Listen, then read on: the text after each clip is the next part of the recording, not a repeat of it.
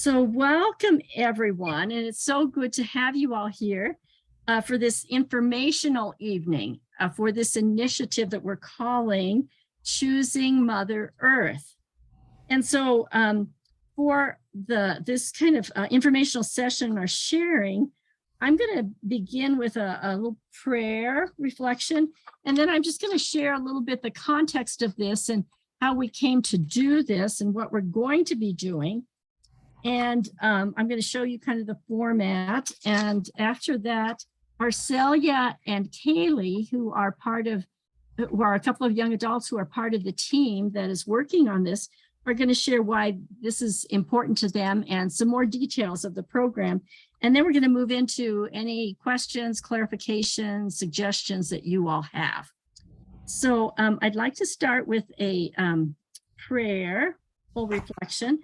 And in the midst of this, I would like to just say that, Marlene is joining me here in the background, my community member. So I'd just like to say that we are not alone in any of this, that all of the ancestors of our religious traditions and all of those holy people are with us, as well as the land and all of the creatures and elements. And we recognize that I'm sitting on Tewa land. And as we begin this evening session, I just want to pray that what we do might be in honor of the Tewa people and all of the ancestors of this land and all of the beings, that it might honor them and be of service for the greater good and the whole earth community. And the prayer that I have for tonight is from a book that, if you're not familiar with, is called Praying with the Earth, a prayer book for peace by John Philip Newell, which is a very good book to offer some ideas and outlines for spiritual practice. And I'm adjusting it a little bit, and this is a prayer for the life of the world. Our hearts are comforted in the awareness of you, Holy One of all names beyond all names. Soul within our soul, life within all life. Our hearts are comforted in remembering you, giver of this day, gift of every moment. May we be bearers of comfort. May we be strong in our soul, to cry at the wrongs of nations, to weep with the bleeding earth, to mourn with those who mourn this night, in the loss of life and lands, in the loss of dreams and hope. May we be strong in our soul this night. Amen. And I chose that prayer because I think it sets kind of a somewhat of a partial tone for why we're coming together and why we're initiating this Choosing Mother Earth. So in our work with Interfaith Power and Light, we have many people in the community of IPL here in our region who are doing a lot of work, and they're doing a lot of active work. It's advocacy, planting trees, putting on solar on congregations, doing energy efficiency, doing food production, sharing all of that, doing educational things, lots of things. But one of the areas that we need to integrate more as we are living in such difficult times is our spiritual practice and spiritual practice growing as community together.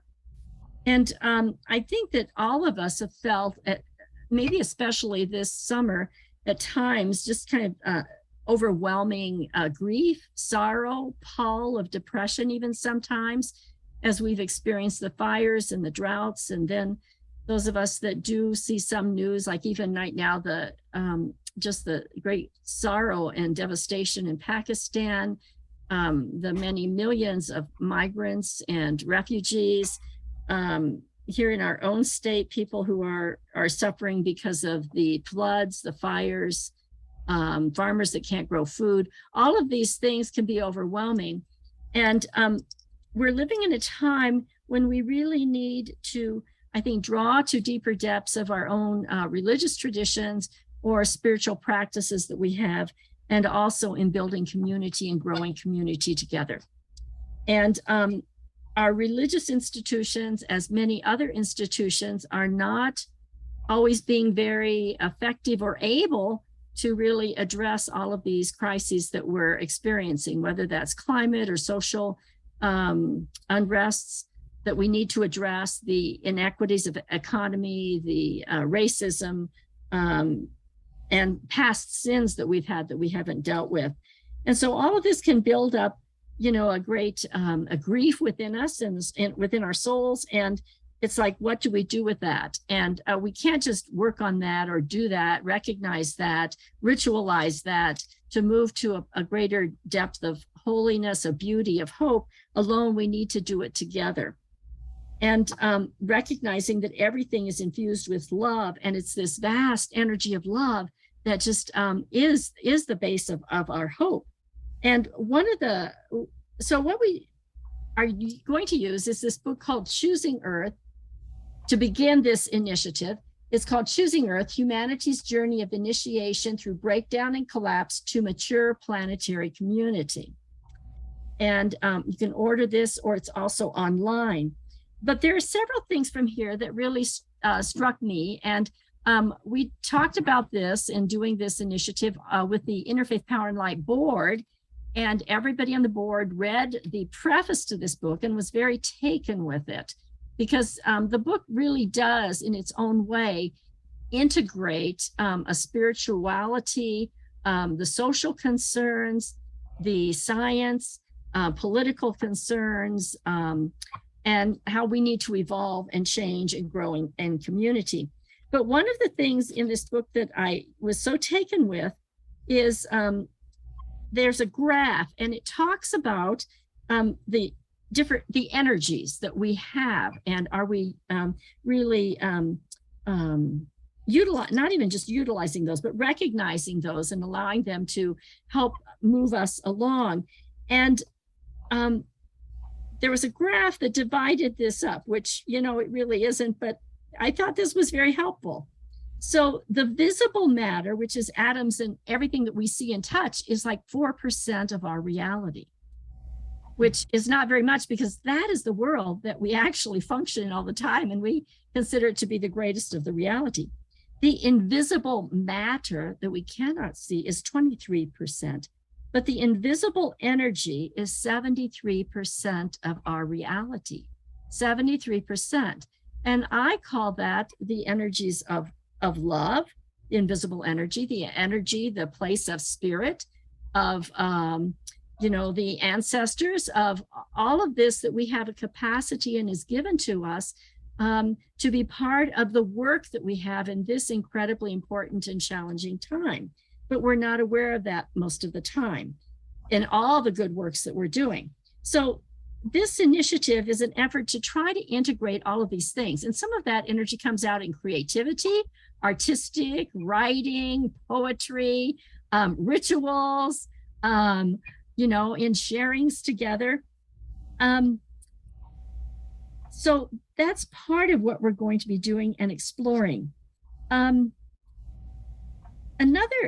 concern that we have at Interfaith Power and Light is, the younger generations, and living not just now, but into the future with what we're facing and that great suffering, and finding hope and joy and beauty and community in the midst of that with a deepening spirituality. And it's at a time when our religious institutions are not speaking to many people, and they're not speaking to younger generations. So we keep exploring, and this is organic. Nobody has the answers. We're kind of exploring together. How might we do this together intergenerationally and grow a deeper spirituality that can feed us and inform us with wisdom as we face these great challenges that we have. One of the biggest questions I find with this, and it's part of our task and what we're doing, is what does it mean to be a human being? What does it mean to be human people in this moment in time? Because how we're acting sometimes, I don't feel really honors to the best of who we are or called to be as humans or human beings. The preface of this book asked one question I thought was very profound. It's, what is the condition of our souls in this time? What is the condition of our souls? And there was a quote by Robin Wall Kimmerer in the preface that I really appreciated a great deal. If grief can be a doorway to love, then let us all weep for the world we are breaking apart, so that we can love it back to wholeness again. So that's part of what we're doing. And then we're answering this call that it notes the disciplines of the soul and growing in the disciplines of the soul in what is called the long dark. Disciplines of the soul in the long dark. And we do that through various spiritual practices and creative practices and practices of sharing. And that's what we tried to integrate into this initiative. So some of those practices are self-compassion, turning toward our feelings and not overlooking them or denying them, which is real easy to do when we see so much difficulty around us and sadness and suffering. And to be astonished by beauty. Sometimes we're so overtaken with everything that's difficult that we don't allow ourselves to be astonished by the beauty, by grace, and then patience. So another element that was spoken of in the preface of the book was that we are in a relationship with grief. And that's the time that we're in. And what might that mean? So we, in trying to create this, using this book as an initial springboard, are trying to integrate and grow deeper in a spirituality together, or spiritual practices, or drawing on religious traditions, practices of creativity, risk-taking, beauty, intergenerational conversations, and infusing that into our actions, because I think all of us are already doing a lot. So this is not about actions advocacy. On the IPL website, we have all kinds of things like that. We have committees that are working on advocacy, on solar, on planting trees, on you name it. So there's a place for that, but we're trying to explore how we go deeper for the long haul. So that's what we're about. So I'd like for just a minute to just share my screen and talk a little bit about the format of what this is going to be.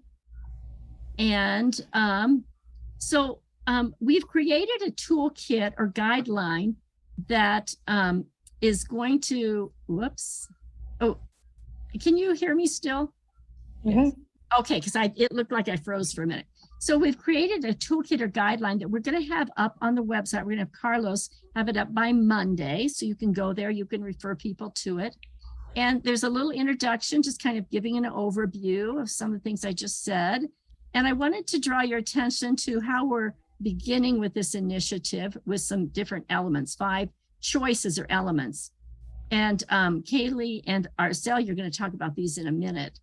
We're going to have an online session that's going to be via Zoom to study the book, and it's broken down into sections with these various integrations. This can be a study that's done in your own faith community or in a family group or a group of folks you know, and you can utilize it that way. There's going to be intergenerational pairs. We hope to have larger community rituals of prayer, of grief, and hope and love throughout the year.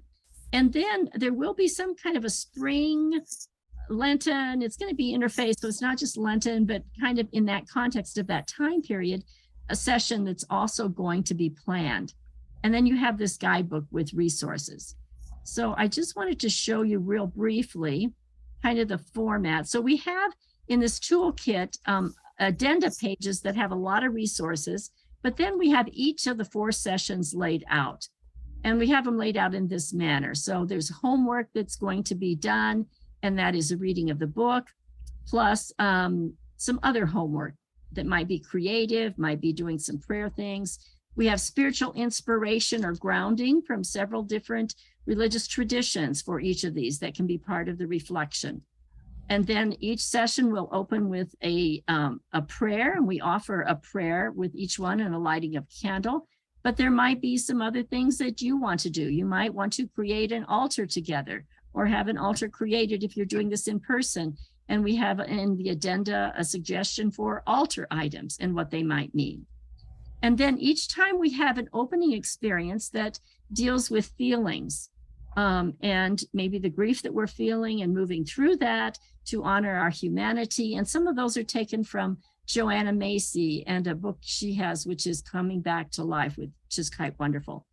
And then that leads us, because we're already moving then into a deeper place with one another or in our pairs, to some very simple questions just to initiate sharing about the reading in this book. And then after that, there's an invitation to creative expression for the next session that then will be shared at the next session. And here are just a few ideas for the first one, and some prayer ideas, etc. And then there's a closing prayer, reflection, blessing that is the same each time. And it's a climate prayer, and it's also in Spanish. And then an overview of just what the next homework is. Okay, so we just wanted to kind of show you what the format is that we created for this. And so with that, I wanted just to open this up from Kaylee and Arcelia, who are going to share why they believe doing something like this is important. And then they're going to talk more about these groups and different choices for those. And Arcelia is on the board of IPL, and she works with Renew Mexico, which works on transmission lines for renewables in New Mexico and Arizona. And Kaylee is the organizer for Citizens Caring for the Future in the Permian, and we work very closely with her, and she is in Carlsbad. So thank you both. Yeah, so I'm going to go first today. Hello, everyone, and hello to the faces that I've never seen before. I feel like I've seen a lot of you before, though. There's only a few new faces. So a little bit about why I'm excited about this. I think this is a great opportunity for all of us to process what we're seeing on every single day. You know, all of us humans are living through, seeing on the news every day, or even just feeling in our day-to-day lives. And that's, you know, the impacts of climate change and this planet that we're living on. Joan mentioned this summer feeling, you know, very heavy, and like there's been a lot going on. And I agree with that. I feel like there's almost been a paradigm shift. And climate change used to feel like this kind of far off thing, if that makes sense. Not super far off. I mean, we had things happening, but it didn't feel like the climate crisis was right at our doorstep until quite recently, in my opinion. And so I think we all need to kind of acknowledge the fact that, you know, this is here and it's actually happening now. And it's not this future event that is coming. And also, we think about it, I feel too, in a lot of ways, as just like, so the solutions to this problem, right? And when we hear about it in the news, or as we, you know, move through our lives and do advocacy, a lot of it is focused on solving the problem and making sure it gets better.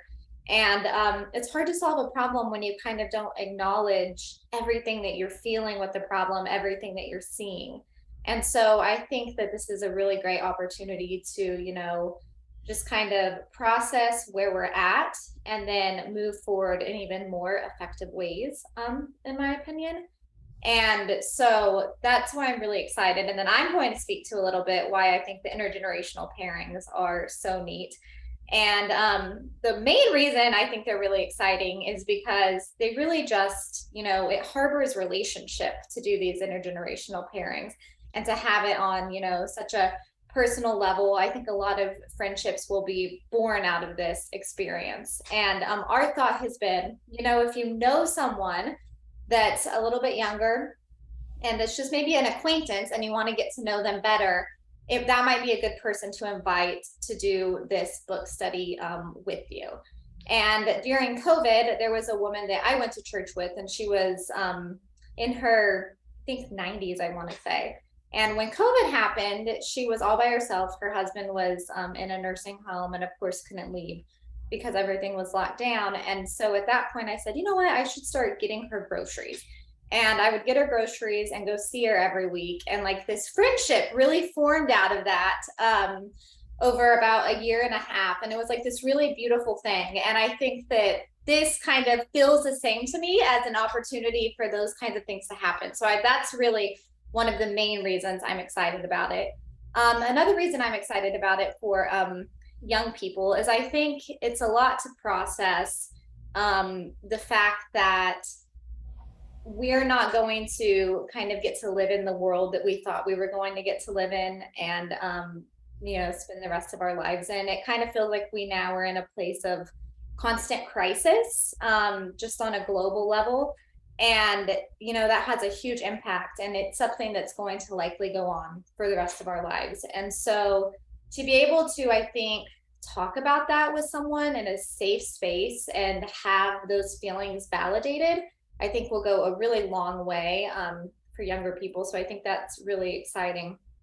And then I think it's really great for, people that are maybe a little bit older and have moved through life and have dealt with grief and have found community throughout it. I think it's a really great opportunity for them to kind of teach and share with the younger generation. And so that's something that I think is really, really exciting.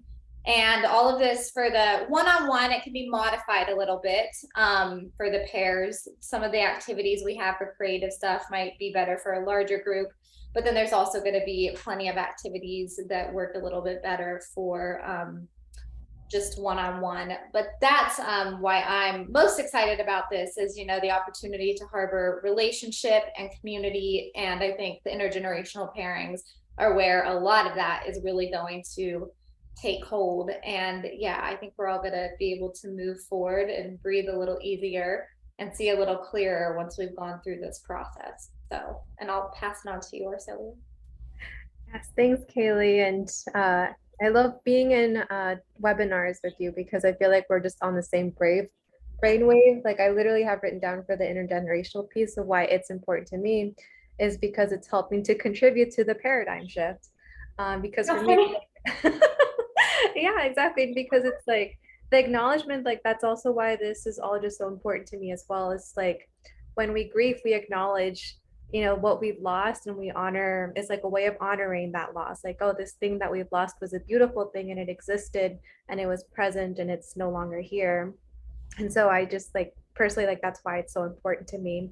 And it kind of touches on like other ways that our current society in general is run of like, oh yeah, it's like easier to deny, like, oh, deny climate change, like let's not acknowledge these terrible things.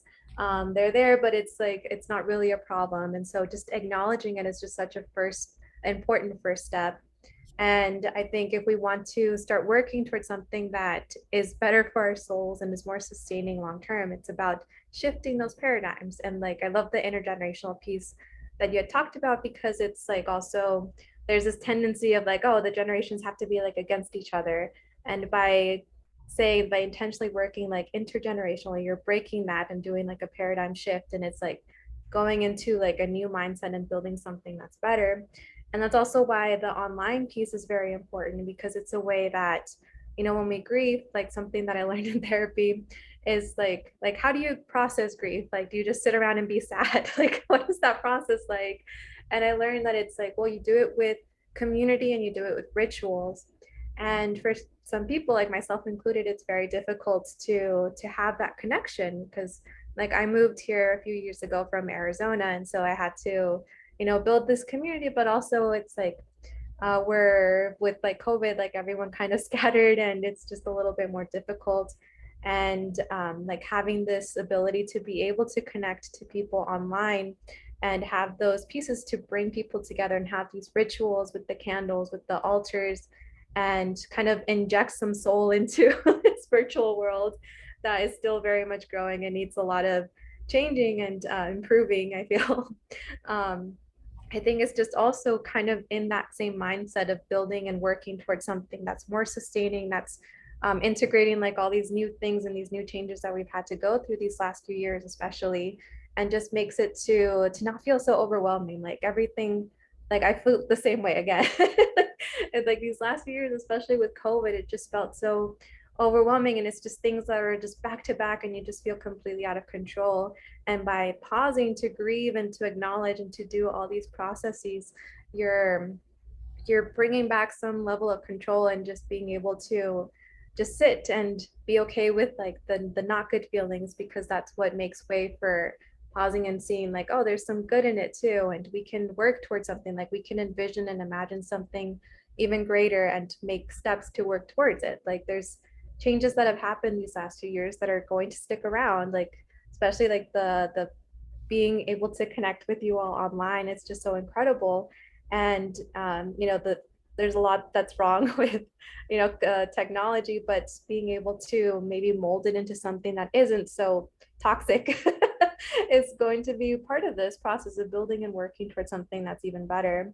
So that's partially like why I'm very excited to have that piece and be able to connect with different people, and work with Carlos as well, because he will be the one who's in charge of registering people and creating different programs online so that we can do like these art programs and just like have this level of creativity so we can feel more connected.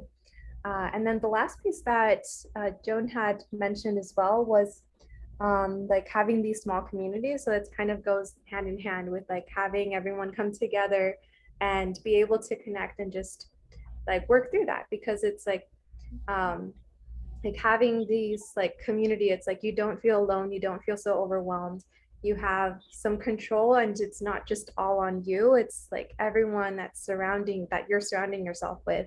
It's like you're all working towards like having faith in something that's bigger than yourself. But yes, and Kaylee, Joan, feel free to add on to any of those points. Yeah, and I think for these larger groups especially, like it'll be, I don't know if anyone else is feeling this, but I feel like just everyone I meet these days is kind of just like hanging on by a thread, right? There's so much going on, and it can be their job, they're working in the medical field, or just different things, and people are really dealing with really heavy loads. And I think the groups will be really great to come together as community and acknowledge, that we all feel like we're hanging on by a thread, and we can still lean on each other when we feel like we're hanging on by a thread, and that there's so much going on that is out of our control. And then also just the idea you said, Arcelia, with grief, how you process it is with community and rituals. And I think especially the large groups are a really great opportunity to have that like ritualistic component and talk about it on a larger level, and kind of hear where everyone is coming from. And I think it's really huge when you have those feelings validated. And I think a lot of folks, when it comes to climate change right now, are feeling, they're stressed out about it, and they're feeling all of these impacts, but it's not talked about. It is talked about a lot more than it used to be, but there needs to be a little bit more dialogue. And I think this is a great opportunity for folks to get more dialogue just in their community that they're already in. And so that's a really exciting component. And Arcelia, I share the same feeling of, I love being on webinars with you as well, because I agree, we always are on the same wavelength. And it's really funny that our language was exactly the same this time too. And I have to say, I love working with both of you, and we all do. So thank you. So one of the questions people might be having is logistically, well, how do we do these? How do we find these intergenerational pairs? Because the pairs will be working on their own, but will come together at different points with all the other pairs, maybe online. We might even have an in-person retreat sometime, maybe the beginning of January and then later on. So how Kaylee and Arcelia, do you have ideas of how we can find each other? Yeah, my idea, kind of how I mentioned, would be if if you kind of know someone loosely that you feel like you would want to get more acquainted with, and I think that's a great opportunity. Or if grandkids, something like that, or nieces and nephews. I think dipping into the relationships that are already there is probably the best option. But if there's not anyone that comes to mind, I think, maybe one of us helping and trying to find someone that's, in your community, or even if it's a webinar type of situation, even with the pairings, I think that's okay too. But my suggestion would be to, kind of think about who's someone that I think would want to do this, and we would kind of hit it off. That would be my suggestion on trying to find folks. Yeah, agreed. I think we had talked a little bit about like maybe having like a list as well of people that were interested in maybe being paired with people, but yeah, there's not many options available at the time at this moment. So agreed that I think the best option is if you know someone like in your life that you would like to connect with, that's probably like the better way to go. But that's also just another option that we were discussing too. Mhm. Yeah, and this, as Kaylee and Arcelia are saying, is an opportunity to go deeper in an intergenerational way, because there's a format or a container for it, which usually you don't have. So, it feels kind of invasive to start talking to somebody about some of these things, and you just don't do it. The other thing is for different faith communities, or religious communities, spiritual communities, this may be a way of doing an intergenerational pairing, finding some folks that way too. Yeah.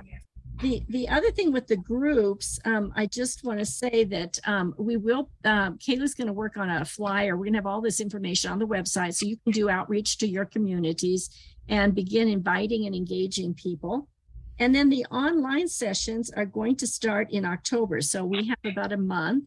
And they'll be at it'll be October 5th, 19th, and November 2nd and 16th. So those will be the online sessions. So with that, I'd like to just open it up to your questions, suggestions, thoughts. And again, this is an organic kind of process. Something will follow from this as well. But any ideas, thoughts are welcome. We're all in this together. We've never been in this place we are as a human people, or even in our spiritual paths or religious traditions before. And so we all just need to take risks to try things. And so we're trying this and are kind of excited about the creative possibilities and ways of deepening relationships, but also our own spiritual paths for the work that we do. So if anybody has something, you can just raise your hand or, oh, great, Beth. First of all, nice to see and meet all you. Thank you. Wow, this is beautiful. Thank you, thank you, thank you for putting this and all the time and energy to do it. My mind's going a lot in circles here with things. So this would the young person that we ask, would they come into the large group meetings as well? And then with the small groups too, is that like something that I might want to form here in El Paso? And would they then, be invited to come to this too? Or would that be something separate that I would just be meeting with this community of folks? We saw them as different choices people could have, so they can be separate. Now, Beth, down there, if you have a lot of people in El Paso that want to just sort of triple or double dip, they're welcome to do that. But we saw these as choices. And for the intergenerational pairings, we saw those as kind of like companions walking together and sharing this just with one another. But we will plan a couple of times when all of just the intergenerational pairs will come together, maybe on once online, and then we are looking at a possible in-person kind of a retreat in the maybe beginning of January. So it would be after you've met, and the intergenerational pairs, they might want to meet more than 4 times. It's these pairs can choose to be flexible and do whatever they'd like to do. We're just offering kind of a format to flow with. And Joan, I don't know what To create a group down there, Beth, that would be marvelous. Just to let you know, though, we really would like to know who a facilitator of any group is, their contact information, and maybe who's in the group, just so we can kind of keep track, so that we can follow up with any other things that we might do. And the same with the intergenerational pairs. We would like to know who they are and the contact information, so that we can invite them to future things. And for the online, there will be a registration for that through Carlos. It's Carlos at nm-ipl.org, who's going to be organizing that for us. So does that help, Beth? Yes, I guess I'm still not clear than what you were thinking of small groups. I guess that's, what does that mean if it's not? Okay. You know, Beth, it might be like, I know you've gathered some folks together sometimes in a small group. It might be like that. We were thinking this would be something that study groups, say in a faith community, might want to do together if they have like a Sunday or Saturday or Friday evening or whatever, educational or sharing group. This could be that, or some might have a book study. This could be a different way of doing that book study. So, or it could be a family group, or so one that you create, or one maybe that already exists in a faith community you're part of. Okay. Some other questions, clarifications, ideas. The other thing that I also like to throw out, certainly are open if anyone wants to join in planning any of these things in the future. We certainly will take your creativity and spirit to be part of planning, whether that's a larger ritual on grief, moving to hope, or if it's whatever might come in the future, or any of those areas. And I think it's important too to say that even though there is a guideline, if you will, that is present, nobody has to stick to it rigidly. That's not the purpose. The purpose is for it to be very organic, something that is free and flowing.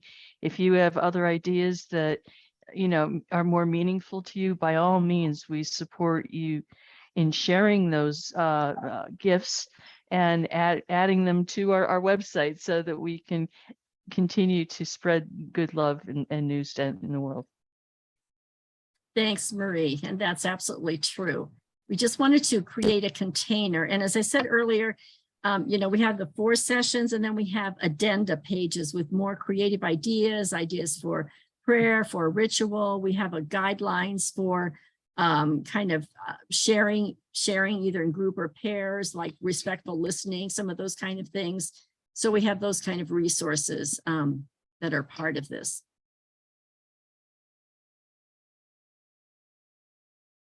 Other questions or thoughts, or how does this sound? Is it something that you might want to take part in with others?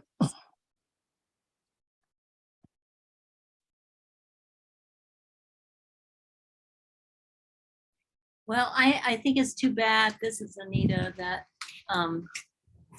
Pastor Erica is not on this call. I guess I could be representing that faith community, the Mennonites.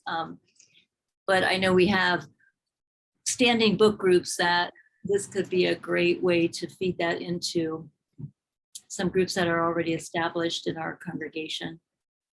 Definitely want to let her know about this as well, because, these larger constituencies are places where you probably want to make sure they know about it.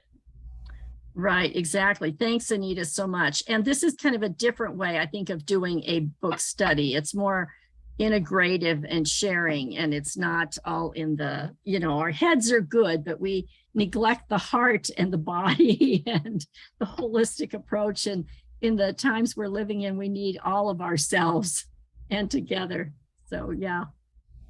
So any faith communities, this would be great. And just to let you know too, I have been in touch with Lynn Hinton, who is with the New Mexico Conference of Churches, and she was interested in this too. So I'll be sharing and hopefully trying to get this out through them for groups that might be interested. Judy? Oh, Judy, you're on mute. Judy, you're on mute. There, is that better? Yeah. Okay. I just wanted to mention, because what was just said reminded me that our little committee, Congregation Albert, our green team, has been talking about how to move forward.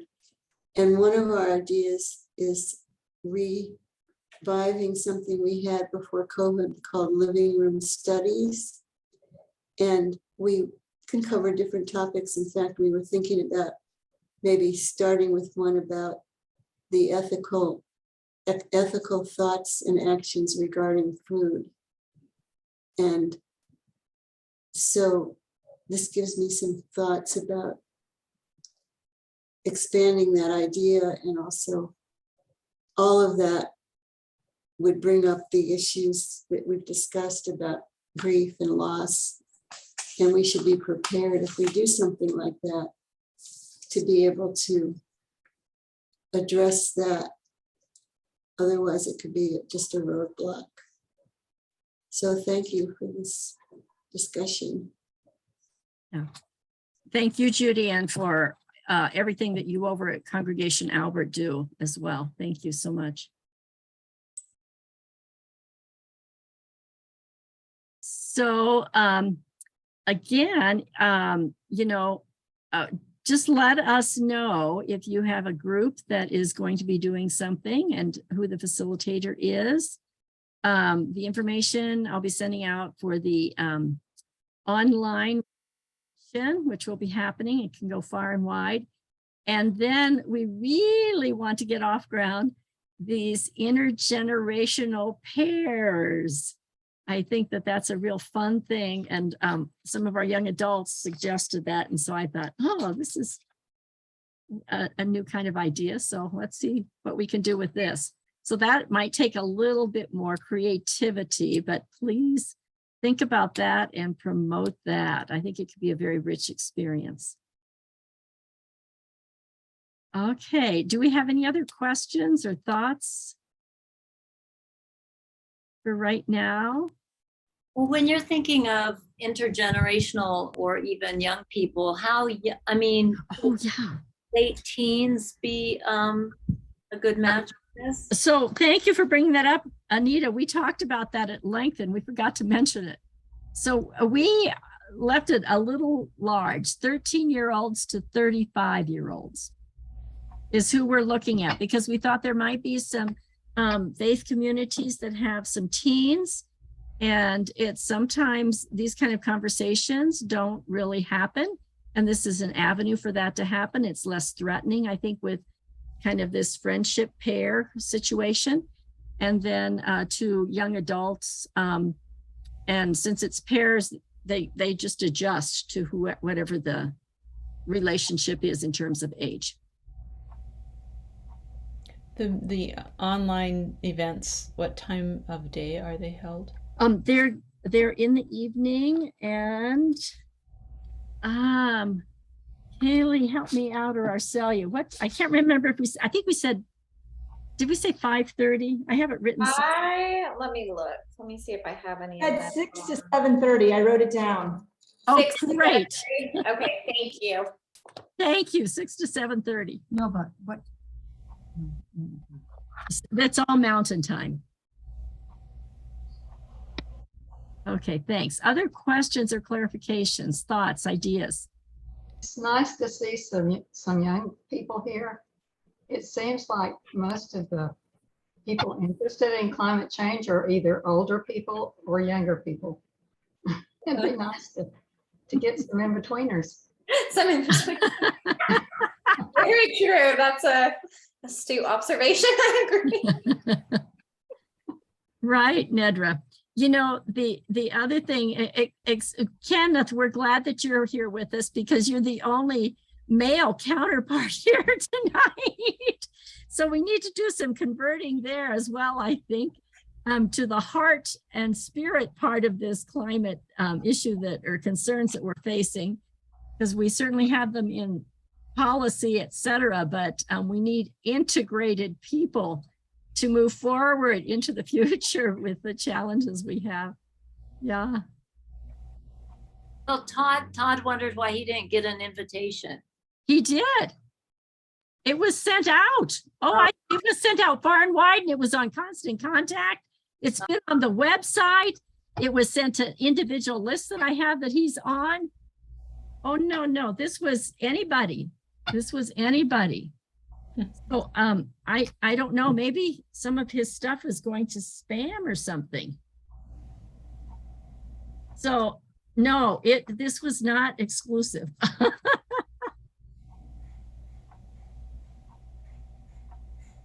Okay, if there's nothing else, I think we can close for tonight. And then we just look forward to hearing from everybody and moving forward together with this initiative of love and grace and beauty and creativity for our common home. So, and please invite others. And again, everything is going to be on the website on Monday, the whole toolkit and everything. Okay. So thanks, everybody. Blessings. Celia and Kaylee, thank you so much. Thank you. Thank you, everyone. Blessings. Bye-bye.